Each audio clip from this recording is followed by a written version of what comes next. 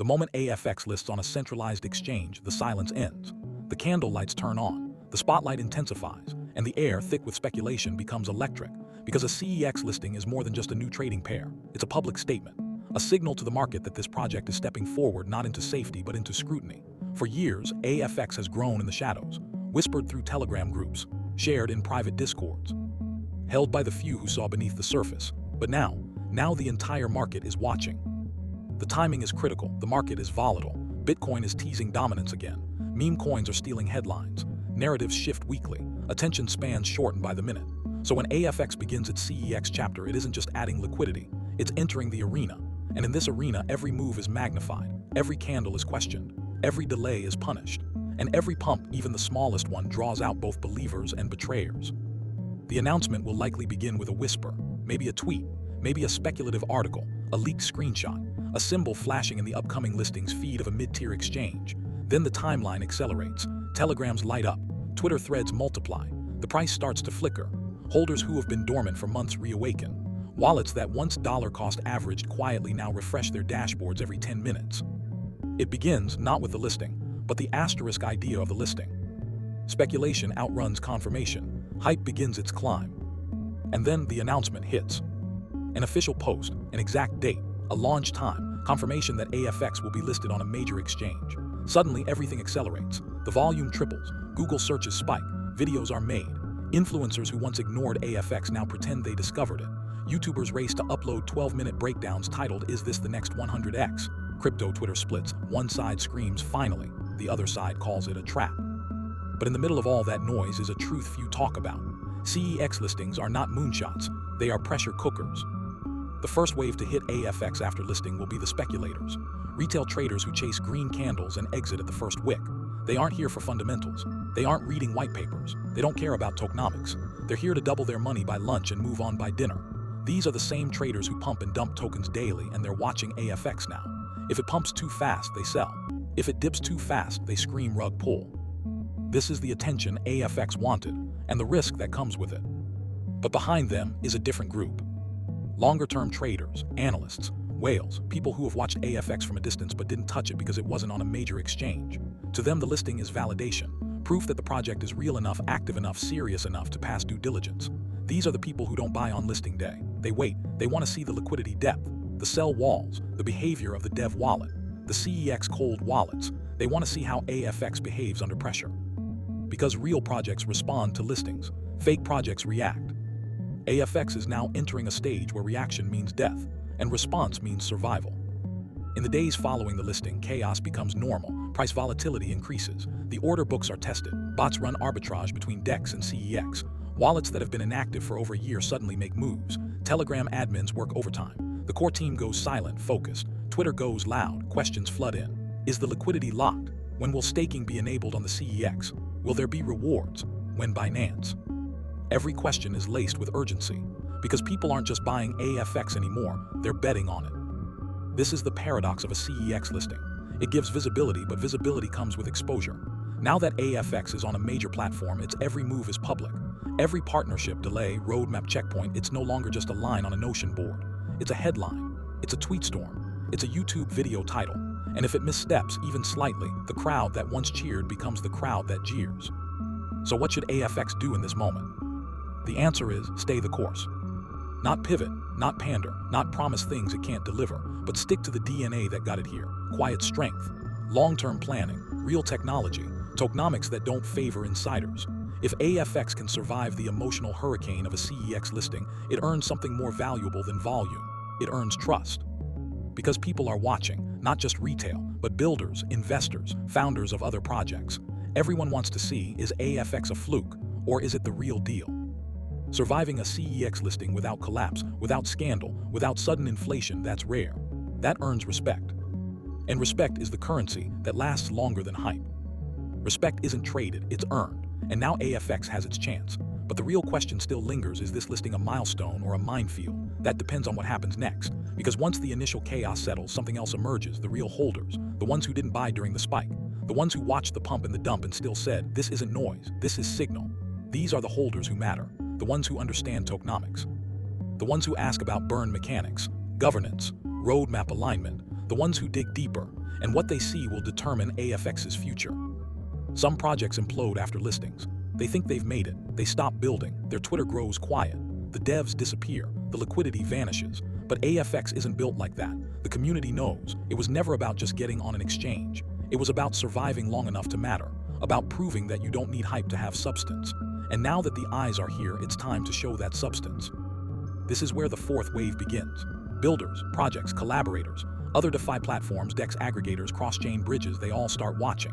Because a successful listing signals more than volume, it signals trustworthiness. If AFX holds its line, if it shows stability and growth post-listing, these builders want in. Not just as investors, but as partners. Integration talks begin. Partnerships that were pending start moving. That's the moment AFX becomes an ecosystem, not just a token. The volume might dip, that's normal, but the floor rises, slowly, like clockwork.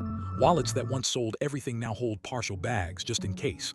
FUD dies down. The noise moves on to the next hot listing, but AFX remains, quiet again, but not forgotten.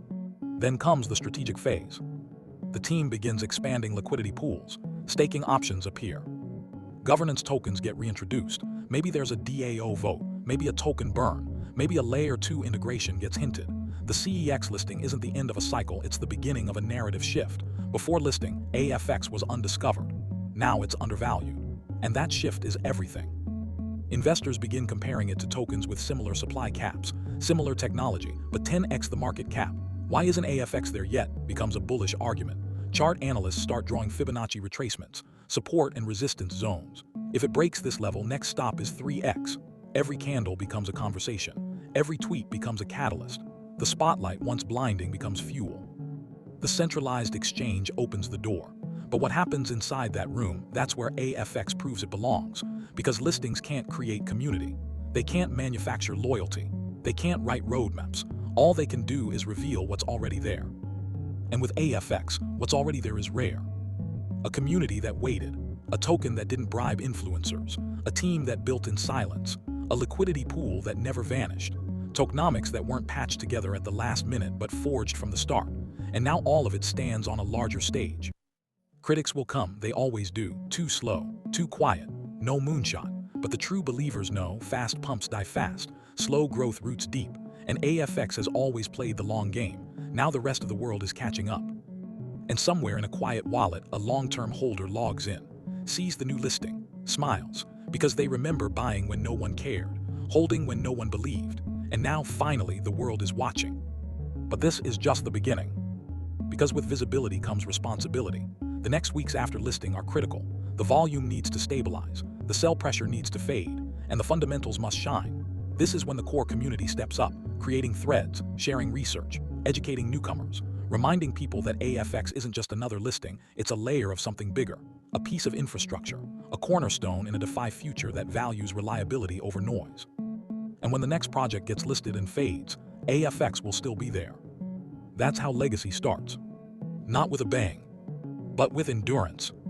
And endurance is the one thing AFX has always had. Always. There's a rhythm to market cycles, a pattern so old and repeated that most investors forget they're following it.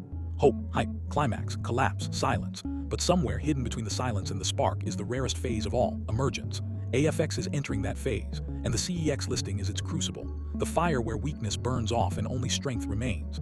The market has seen tokens list and die, flash in the pan coins that rode artificial hype and vanished in weeks. But those projects never had a plan beyond the listing. They thought the CEX was the end. AFX knows better. This isn't the end, it's the test. And passing that test requires more than tokenomics and price charts. It requires discipline.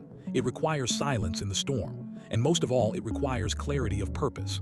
AFX must now ask itself, who is it building for? What problem does it solve? Why does it deserve to last? These aren't marketing questions, they're survival questions. Because after the CEX hype fades, what remains is the reality of the market. Retail gets bored, influencers move on, the speculative flow chases the next listing, and AFX is left in the cold spotlight, not being shouted about but being measured asterisk. Transaction volume, staking rewards, wallet retention, developer commits, TVL metrics, community growth. These are the quiet indicators that matter, and AFX knows it. This is where narrative matters. Narrative is the hidden engine behind every long-term asset. Bitcoin has its origin myth. Ethereum has its world computer thesis, Solana has speed, Chainlink has oracles, and now AFX must carve its own place in the pantheon. It can't just be the one that listed. It must be the one that asterisk lasted. And to do that, it must deliver value, not just speculation. It must show traction, user growth, real-world integrations, and perhaps most importantly, stability in its mission. That's how ecosystems are born. First come the token holders, then the builders, then the believers, then the integrations. One CEX becomes two, two becomes five. Wallets and swap apps begin to list AFX by default. Yield platforms added as a staking pair. Insurance protocols offer coverage for AFX-based LPs. A simple listing becomes a domino, but only if the token survives the first wave. Somewhere in this process, institutional capital starts whispering. Not loudly, not on Twitter, but in private offices, through metrics dashboards, through back channels with VC firms. The question emerges, should we take a position, not for the meme, not for the 10x gamble, but for the slow 3x that comes from conviction, from narrative, from watching AFX outlast the chaos? And once that question is asked, the game changes. Because institutions don't buy like retail. They don't FOMO, they don't ape, they accumulate quietly, strategically. They set alarms on the 50-day moving average. They watch the RSI. They track the wallet age of top holders. And if AFX matches their criteria, they move. Not in 100s, but in millions. That's when the second listing matters. The next CEX, a bigger one, the domino effect. Maybe it's Kraken, maybe KuCoin, maybe if everything aligns, Binance. That's the true spotlight. And when it happens, it's not about exposure, it's about legacy. Because now AFX isn't just on the map. It is the map for a new class of DeFi tokens that didn't need to scream to be heard, that didn't need influencers to pump, that didn't need gimmicks to gain loyalty. Just purpose. And the market remembers that, even when it pretends it doesn't. Because deep down, every investor, every trader, every founder, they're all looking for the same thing. A signal, a sign that something real is being built, something they can stand behind, something that won't vanish when the hype cycle ends. And AFX has shown that. Now with the CEX door wide open, the real work begins. Not the marketing, not the speculation, the asterisk building, the partnerships, the integrations, the DAO proposals, the community grants, the education platforms, the bridges to other chains, the APIs, the SDKs, the tools that make AFX not just usable but indispensable. Because if AFX can become needed, not just known, it will never fall back into silence. And that's the paradox. The CEX brings noise, but survival brings silence, and out of that silence rises clarity. AFX has walked through fire, now it must build the future. And every holder watching knows, the spotlight is just getting started. As the initial frenzy cools, the ones who remain are no longer gamblers, they're planners. People who understand that true wealth in crypto doesn't come from the first listing candle, but from the foundation that forms after. They see AFX's liquidity steadying, not crashing. They see the project's announcement staying on pace, not fatting into excuses. And that's when something shifts. The conversation about AFX stops being, why isn't it moving faster? And becomes, how far can this go? People start reading again. Not tweets, white papers, roadmaps, audit results. People who wouldn't give AFX 5 seconds before the CEX listing are now diving into smart contract functions, understanding vesting schedules, comparing circulating supply versus total supply, and noticing something others missed. This token was designed with restraint. It wasn't meant to explode overnight. It was meant to persist. That's when developers take interest. People who build, not just trade. They look at AFX's codebase. They notice its modularity, its interoperability, the lack of fluff and filler. They ask themselves, can I build with this? And when the answer is yes, momentum compounds. A project integrates AFX into its DeFi protocol. Another sets up staking pools. Then a lending market adds it as collateral. Each new layer of utility further de-risks AFX. Because now it's not just a token, it's infrastructure. Meanwhile, the retail cycle continues. New investors enter. They hear about AFX from friends, from influencers catching up late. They check CoinGecko. They see volume on multiple CEXs. They read the token's history and realize this wasn't a meme. This wasn't a pump and dump. This was a story unfolding while the world was distracted by noise. Now they want in. They don't want to miss what's coming next. This creates a stair-step effect in price. Not spikes, but plateaus. A run, then a rest. A dip, then recovery, stronger each time. Market makers begin taking notice. They stabilize the order books. Arbitrage softens, slippage reduces. The token becomes tradable, and that's when it starts to appear on pro dashboards, portfolio trackers, crypto newsletter, token indexes. Slowly, AFX becomes a name that people don't just ask about, they assume others already know. And the team, they double down. They see the attention, but they don't chase it. They stick to their cadence. Bi-weekly updates, transparent governance, controlled emissions. They don't overpromise, they overdeliver.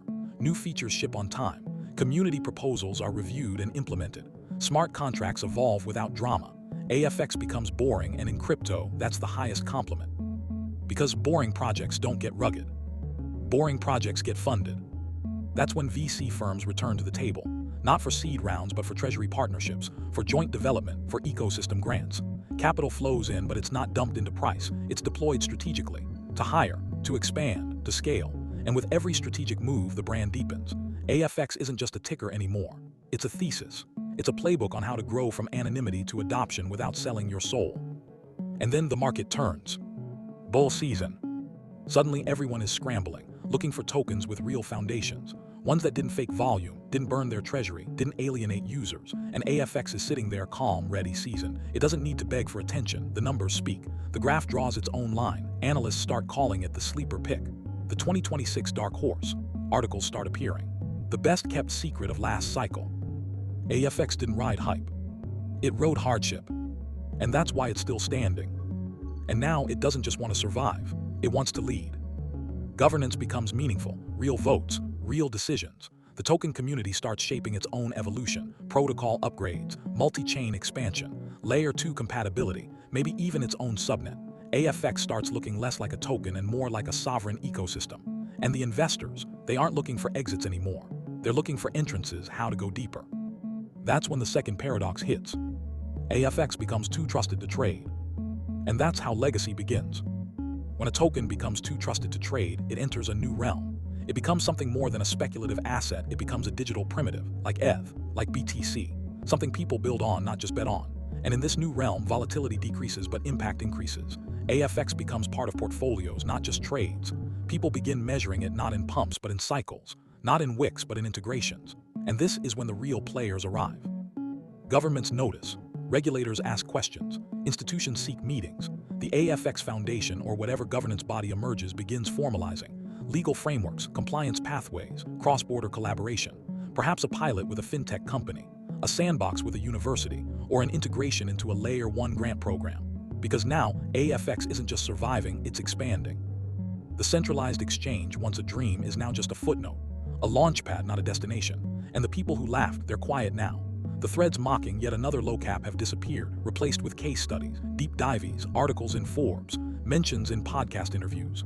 If you missed link, don't miss this, they say, because AFX has become that, the one people wish they bought before it was obvious. But there's no complacency. Because the team knows nothing is guaranteed. A single misstep, a rogue update, a governance blunder, it could all crash, so they stay sharp. They open source the protocol, run bug bounty programs, launch grants for ecosystem dApps. The roadmap doesn't inflate, it matures. No metaverse pivot, no forced AI partnership, just fundamentals, scalability, interoperability, longevity. AFX becomes a lesson, a masterclass in how to grow organically in a space addicted to hype. It becomes a beacon for other projects, a playbook for how to succeed without selling out. And because of that, it keeps growing, quietly, strongly, permanently. And through it all, the original holders smile.